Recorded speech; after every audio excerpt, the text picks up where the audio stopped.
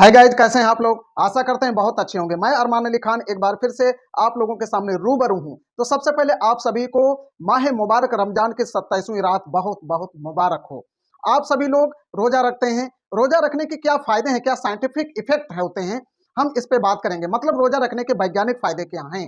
क्या रोजा रखने से वाकई में हमारे शरीर पे बहुत बड़े प्रभाव आते हैं। हमारा शरीर बहुत चीजों को एक्सेप्ट करता है, कुछ चीजों को बाहर करता है। तो क्या इसके वैज्ञानिक फायदे, क्या वैज्ञानिक लोग इसके बारे में क्या कहते हैं, ये बहुत सारे सवाल हमारे पास आए थे। हम उसका जवाब देने के लिए और हाजिर हो चुका हूं। तो आपसे निवेदन करूंगा कि अगर आप फर्स्ट टाइम विजिट कर रहे हैं तो फॉलो अवश्य कर लें, और यूट्यूब पे देख रहे हैं तो सब्सक्राइब जरूर कर लें। तो चलिए सीधे से चलते हैं और आपको बताते हैं रोजा रखने के वैज्ञानिक फायदे। क्या फायदे हैं। बहुत बड़े बड़े डॉक्टर, बड़े बड़े वैज्ञानिक इस पे बात करते हैं और कहते हैं कि अगर हम रोजा रखते हैं, रोजा का मतलब उपवास, मतलब फास्टिंग। अगर बहुत से डॉक्टरों ने भी कहा कि हमें सप्ताह में एक दिन कम से कम उपवास रखना चाहिए। तो क्या इससे फायदे होते हैं उपवास रखने के, भूखे प्यासे दिन भर भूखे प्यासे रहने के क्या फायदे होते हैं, क्या साइंटिफिक इफेक्ट हमारी बॉडी पे आते हैं, हम उसकी बात करने वाले हैं। जैसा कि आप सब लोग देख रहे होंगे, मुझे ही देख रहे हैं, मुझे लगता है मेरा 5-6 किलो वजन कम हो गया है इस रमजान में। और आराम से इतना कम हो गया क्योंकि मेरा फैट भी कम हो गया। मैंने कुछ चीजें मैंने ऑब्जर्व की कि हाँ ये चीजें हो रही मेरी बॉडी के साथ। तो उसी का जिक्र मैंने वैज्ञानिक तरीके से करने की कोशिश की है। तो आप लोग बगैर स्किप के पूरा वीडियो जरूर देखें ताकि एक एक पॉइंट आपके समझ में आ सके। तो चलिए सबसे पहले बताते हैं, शरीर डिटॉक्सिंग करता है। अब ये क्या होता है, जब हम रोजा रखते हैं, दिन भर भूखे प्यासे रहते हैं या उपवास रखते हैं, हमारे बहुत सारे हिंदू भाई भी ये वीडियो देख रहे हैं, उनके लिए भी है कि आप उपवास रखिए सप्ताह में 1-2 दिन। और उस उपवास से क्या होता है, जो नंबर 1 पे फायदा होता है वो होता है हमारे शरीर की जो बॉडी होती है वो डिटॉक्सिंग पर चली जाती है। कैसे, जब हम घंटों या दिन भर भूखे प्यासे रहते हैं तो हमारा शरीर डिटॉक्सिंग मोड में चला जाता है। कहने का मतलब यह है कि हमारे शरीर को भोजन पानी बाहर से कोई चीज नहीं मिल पाती है, तो हमारे शरीर के अंदर कि जो हानिकारक चीजें होती हैं उनको वो ऑब्जर्व करता है और अपने अंदर ग्रहण कर कर ऊर्जा उत्पन्न करता है, जिससे हमारा शरीर हल्का महसूस होता है और हम एक संतुष्टि जैसा फील होता है हमको कि हम हाँ बहुत अच्छा हमारी बॉडी के साथ हुआ है। आप रहकर तो देखिए, आप कोशिश करिए उपवास रखने की, भूखे प्यासे रहने की कोशिश करिए। अपने शरीर की आंतों को, अपने शरीर के पाचन तंत्र को थोड़ा सा आराम दीजिए, क्योंकि ये भी एक मशीन है। It is also a machine. अब मशीन को हम कंटिन्यू कंटिन्यू करे जा रहे हैं, कंटिन्यू चलाए जा रहे हैं, तो इसको भी थोड़ा आराम की आवश्यकता है, जिसे आप उपवास के माध्यम से, रोजा के माध्यम से या फिर फास्टिंग के माध्यम से रख सकते हैं। चलिए दूसरा फायदा बताते हैं, वजन कम करने में बहुत मददगार है। जैसा कि मैंने बताया, मेरा खुद का फैट लगभग 4 से 5 किलो कम हो गया है, बॉडी का वजन 4 से 5 किलो कम हो गया। तो इसका भी रीजन है। क्या रीजन है, जब हम दिन भर भूखे प्यासे रहते हैं तो हमारे अंदर की जो चर्बी जमा हो जाती है हमारे पूरे बॉडी में, जिससे हमारा फैट बढ़ जाता है, पेट आगे निकल जाता है, शरीर बेडौल लगने लगता है। तो ये क्या होता है कि उस जब शरीर में कोई बाहरी चीज जाती नहीं है और हम दिन भर भूखे प्यासे हैं, तो वो जो हमारा शरीर को जो ऊर्जा की आवश्यकता होती है, वह ऊर्जा शरीर कहां से, हमारे अंदर की चर्बी को गलाकर उससे ऊर्जा अपने आप को ग्रहण करता रहता है, जिससे हमारे शरीर की चर्बी कम होती जाती है और हम दुबले महसूस होते हैं और हमारा पेट जो बाहर निकला हुआ होता है वो कम हो जाता है। तो ये बहुत बड़ा फायदा है, खासकर उन लोगों के लिए। मैंने देखा जिनके ज्यादा पेट निकल आए हैं, वो कहते हैं मैं नहीं रह पाता रोजा, मैं व्रत नहीं रह पाता, मैं फास्टिंग नहीं कर पाता। अरे भैया, मैं उपवास नहीं कर पाता, आप करके तो देखिए, बहुत बड़ा फर्क आपको महसूस होगा। चलिए और बताते हैं, अगला पॉइंट क्या है। अगला पॉइंट बहुत ही मजेदार है, बहुत ही अच्छा है। आप अधिकतर आजकल देखे होंगे कि ब्लड शुगर की समस्या बहुत ज्यादा बढ़ गई है।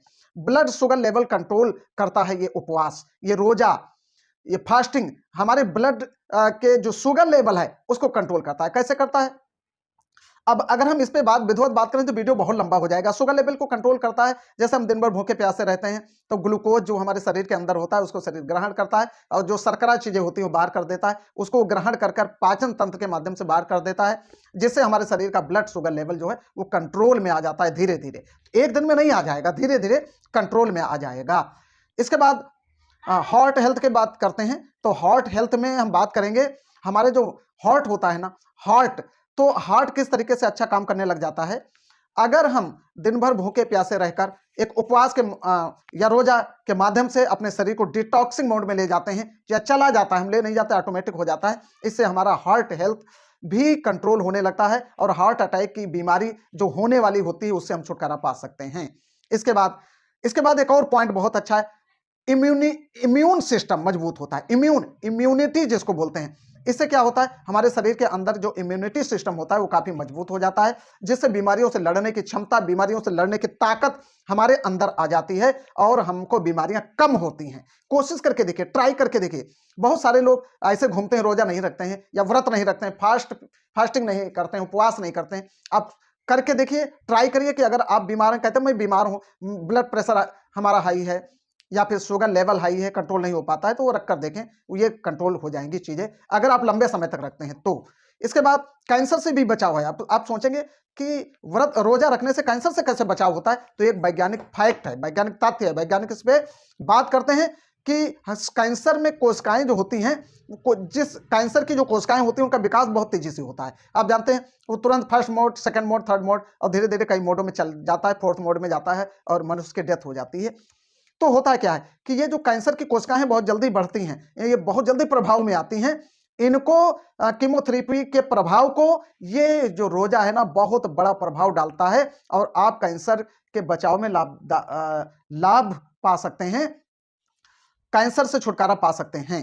तो होता क्या है कि कोशिकाएं जो होती हैं ये कोशिकाओं के प्रभाव को धीमा कर देता है, बहुत धीमे धीमे प्रभाव इसका होता है, जिसके माध्यम से ये इनका प्रभाव कैंसर जो बहुत तेजी से बढ़ता है वो धीमा हो जाता है और हम आराम से इस पे बचाव इलाज के दौरान कर सकते हैं। तो इलाज के साथ साथ ये भी चीज बहुत जरूरी है।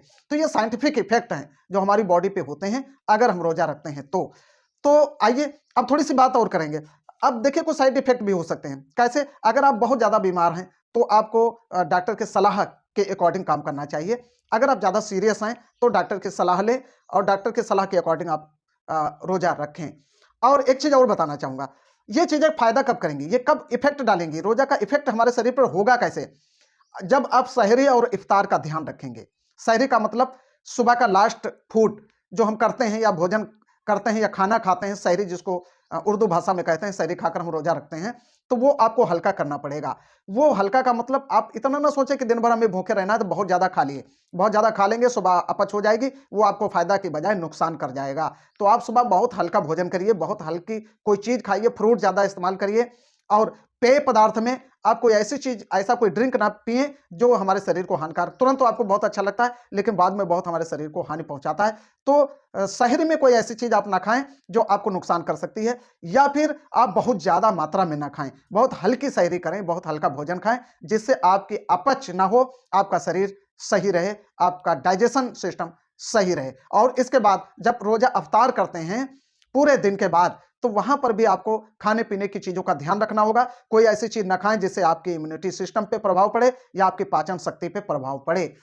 तो अगर पाचन शक्ति पे प्रभाव पड़ता है, आपकी पाचन शक्ति कमजोर हो जाती है, तो ये जो साइंटिफिक इफेक्ट है ये काम नहीं करेंगे, इट इज 100% श्योर। तो आपको सहरी और इफ्तार दोनों का ध्यान रखना है, दोनों को सही मात्रा में फ्रूट के साथ, वाटर के साथ और सही खाद्य पदार्थों के साथ आपको ग्रहण करना है। तो एक बार फिर से, ये जो रोजा है ना हमारे शरीर पे बहुत बड़ा प्रभाव डालते हैं, पाचन शक्ति हमारी मजबूत हो जाती है, लीवर से संबंधित जो बीमारियां होती हैं वो धीरे धीरे, जैसे फैटी लीवर है या और लीवर से संबंधित बीमारियां हैं, वो भी धीरे धीरे खत्म हो जाती हैं।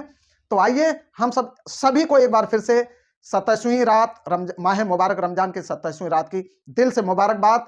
और आप सभी लोग बचे हुए रोजे जरूर रखें और नेक्स्ट ईयर की कामना करें, कि नेक्स्ट ईयर की दुआ करें कि फिर से हम इस माह मुबारक महीने का लुत्फ उठाएंगे। Thanks for watching.